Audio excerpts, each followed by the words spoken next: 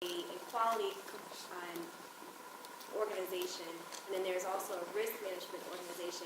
What I'd like for you to answer or give some insight to is how did you utilize your influence to bridge some of those cross-functional teams that may not have been communicating prior to your influence in further developing your continuous improvement processes that's going on in your businesses. What were some of the steps that you took to say, hey, we need to partner as business partners to improve this process for our company? It's called tribal leadership, and so they taught the authors in this kind of approach, talk about the fact that after you figure out what your goal is, you have to ask yourself what assets do you need, kind of what stakeholders, what perspective, point of view. And so I read this book and I started to actually ask that question. They also talked about this concept of a triad that never needed two people, always have three people, always sort of form a network. And so it's interesting. So I actually, it's kind of an interesting question. I haven't thought about it in a while, but I am doing it. So when I talk to my quality director now, I actually say to her, when you have a meeting, don't come to me alone. Bring a third person. When you set up meetings, don't have them with one person. Bring 2 or 3 others with you, because inevitably you will need them. There's just not enough perspective in the room, and so that's just from a technical perspective. It might be a useful read for you in terms of facilitating this sort of social networking within the organization. From a more higher level perspective, the challenge is that the organizations in general, just organizational life, it's very hard to create these sort of collaborations because everyone wants to own the project. Everyone wants to be the lead. You get rewarded for those sorts of things. And so to be part of a group is not necessarily, the way to make it to the corner office, so to speak. But the problem is this, and this is where what I found helpful. The problem is this, that what happens is oftentimes in a complex organization, you'll have 2, 3, 4, 5, 7, 8 different groups working on the same problem simultaneously, parallel, and that's just incredibly wasteful. And it's demoralizing, and talk about lean. It's just an incredible waste of effort and intelligence.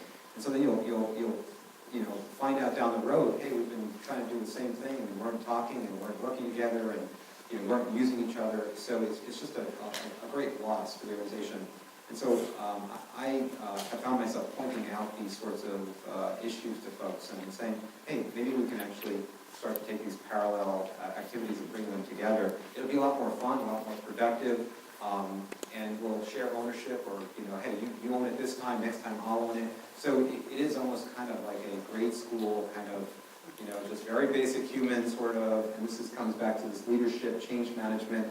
All the technical expertise, all the books in the world won't do that for you. What will do it for you is being able to, work with other people in this way and sort of share. I mean, I have young kids, and we're talking about sharing right now. It's really just about sharing and not being the boss, and and listening to other people, and working together, and playing nice together.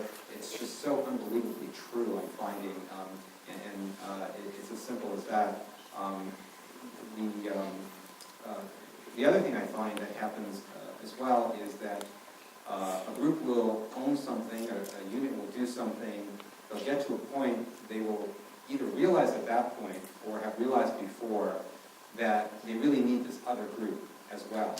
And so what you'll do is you'll get an individual or a small group who's gone way down the path, and then they come to the other group and they say, hey, we want your involvement. But what they really want you to do is say, yeah, I agree, right? And yes, you have my blessing. And and that's a very, very hard thing for someone to do or another group to do. It's a high-risk thing to say, well, I really don't know what it is you've done. I don't know how you've gotten here.